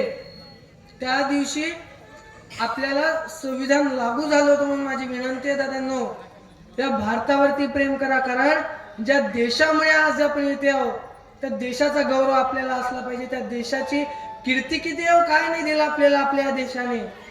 जहाँ डाल डाल पर सोने की चिड़िया करती है बसेरा, ये भारत देश है मेरा, ये भारत देश है मेरा. सत्य अहिंसा और धर्म का पग पगता है डेरा, ये भारत देश है मेरा, ये भारत देश है मेरा. भारत देश आहे दादा आपला. या भारत देशामध्ये सोन्याची चिडिया फिरते असं म्हटलेलं आहे. इथं या भारतामध्ये नेहमी सत्यच घडलेलं आहे. आणि आपला भारत आपण आणि त्यातल्या त्यात आपला महाराष्ट्र इतका म्हणजे किती नशीब म्हणावं या महाराष्ट्राचं. महाराष्ट्रामध्ये संभाजी राजांसारखे राजे झाले, छत्रपती शिवाजी महाराजांसारखे राजे झाले, ज्यांच्यामुळे आज आपल्याला मंदिरात बसता येते, संकीर्तन बिना परवानगीचं करता येतं. आणि इतकंच नाही तर आज माझ्या या सर्व बहिणींना लिहिता येतं ते फक्त आणि फक्त त्या ज्योतिबा फुले आणि महात्मा ज्योतिबा फुले आणि सावित्रीबाई फुले यांच्यामुळे. इतकंच नाही दादा, आज आपल्या सर्वांच्या हातामध्ये लेखणी आहे ते फक्त आणि फक्त डॉक्टर बाबासाहेब आंबेडकरांनी हातात लेखणी घेतली. म्हणून आजकाल आपण जाती वाटून घेतल्या. हो, हे जाती आपण वाटून घेतल्या. हो, माझा राजा कोण होता? माझ्या राजाच्या मावळे सर्व जातीचे होते. धन्य धन्य शिवाजी शूर कोण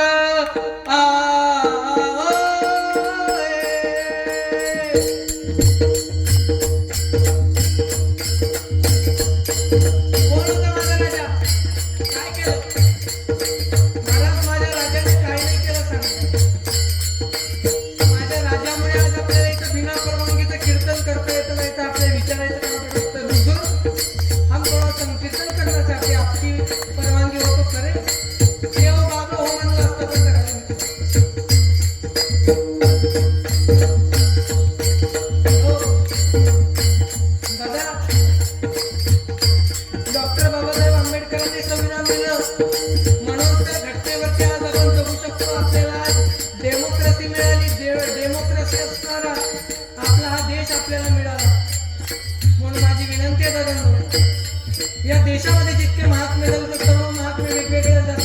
कधी भेद केला नाही, भेद आपण केला. म्हणून प्रत्येक महात्म्याचं स्मरण आपण केलं पाहिजे. बघा, प्रत्येक महात्मा आपापल्या पद्धतीने शूर होता. अफजल खान सहज मिळाला नाही, वध करत असताना सोपं नव्हतं. अफजल खानाने मिठी मारली आणि मिठी मारल्यानंतर दगा केला. इतकं शानदार शामीनं करलो होतं माझ्या राजाला त्याच्यासाठी. शानदार शामियान उभारीला, शानदार शामियान उभारीला, पहिल्याच पंटात त्याच संगतीला, पहिल्याच पंटात त्याच संगतीला, शिवबाच संगती माळा, शिवबाच संगती माळा.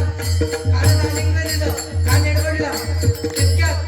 इतक्यात महाराजांनी पोटामध्ये बिंदू दाखवलेला, पोटामध्ये बिंदू दाखवलेला, वाघनखाचा मारा केला, वाघनखाचा मारा केला. कानात पोटाला पाडला जिरा जिरा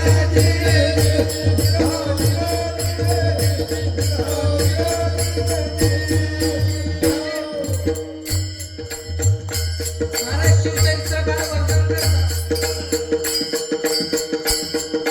क्षत्रिय कुलावतंस सिंहासनाधीश्वर राजाधिराज छत्रपती शिवाजी महाराज के, धर्मवीर संभाजी महाराज की, डॉक्टर बाबासाहेब आंबेडकर की, महात्मा ज्योतिबा फुले की, सावित्री ज्योतिबाई फुले की. हर हर हर दादा,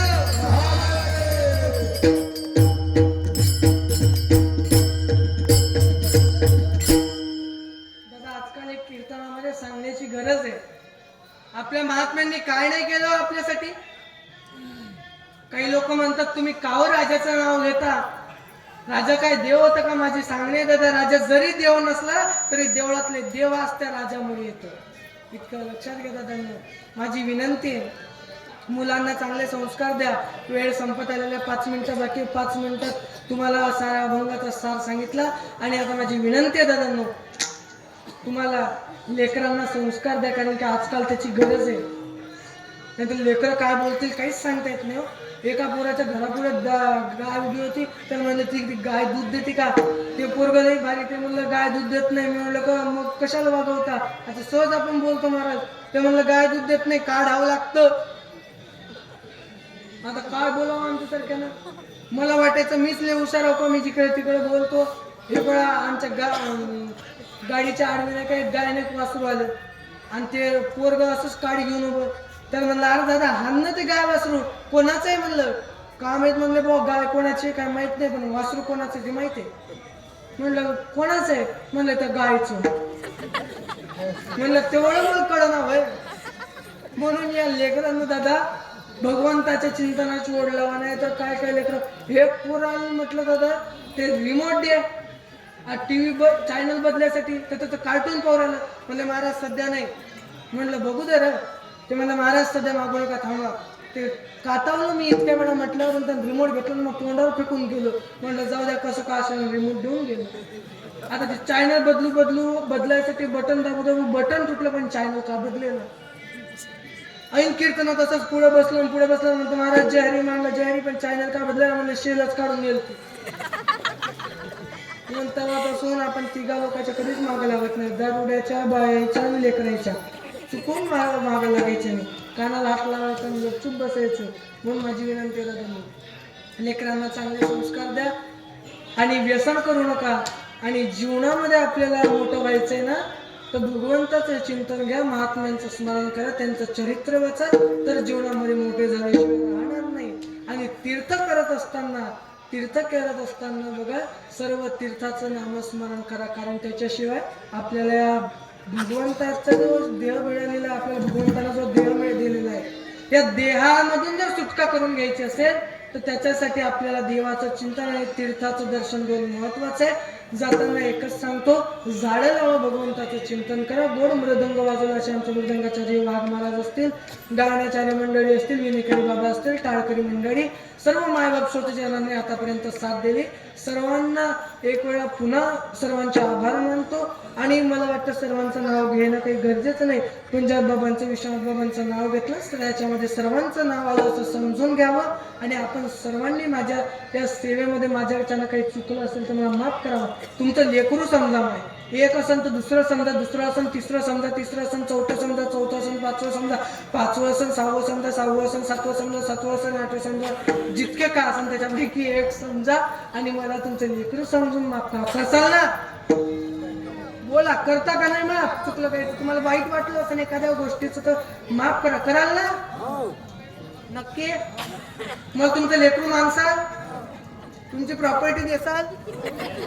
प्रॉपर्टी नको, काही नको महाराज. हो, एका कीर्तनात सहज म्हणलं बाबा, म्हणलं सायकल वरून पडलो तो काय झालं का मी चिल्लर दिसणं नुसतं नोटा दिसायला लागल्या.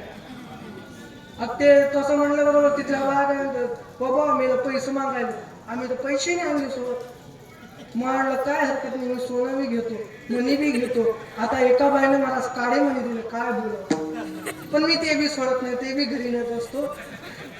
असं विनोदाचा भाग सोडा. माझी विनंती आहे दादांनो, जीवनामध्ये आलेलं भगवंताचं चिंतन करा आणि हसत खेळत राहा. कारण मनामध्ये आपल्या काही ठेवू नका. जे काय बोलायचं ज्याला त्याला डायरेक्ट बोला आणि मन मोकळं केलं पाहिजे माणसानं. बघा, आणि गोड सहकार्य सर्वांनी केलं. सर्वांना एकदा पुन्हा मी आभार सर्वांचे मानतो, ज्यांच्यामुळे मी इथं उभं. असं सर्व माझे गुरुवारी आई वडील वगैरे सर्व असतील, सर्वांचेही मी इथून आभार मानतो. आणि माझी ही वाक पुष्पांजली माऊलींच्या चरणी समर्पित करण्यापूर्वी महाराज चाल घेतील. चाल घेतल्यानंतर त्या शेवटच्या कडव्यामध्ये महाराज सांगतात की या तीर्थाचं भ्रमण केल्यानंतर त्याची प्रदक्षिणा करा, ज्याच्यामुळे पुण्याची गणना म्हणतात. ममणे प्रदक्षिणा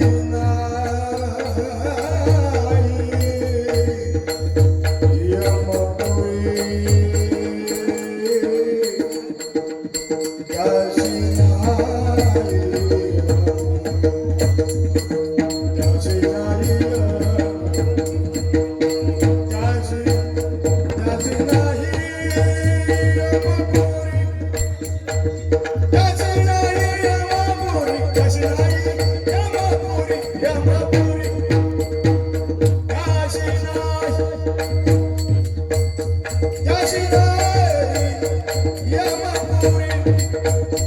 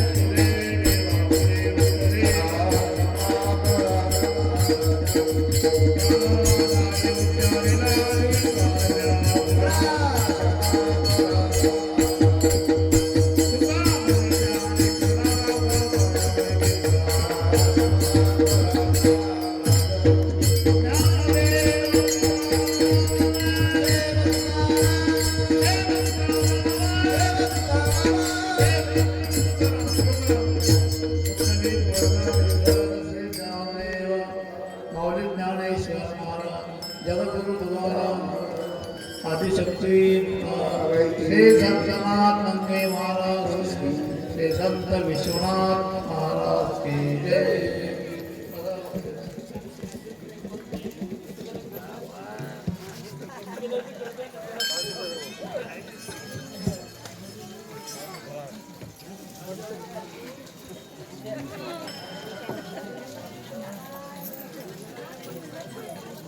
Jangan kau tengok.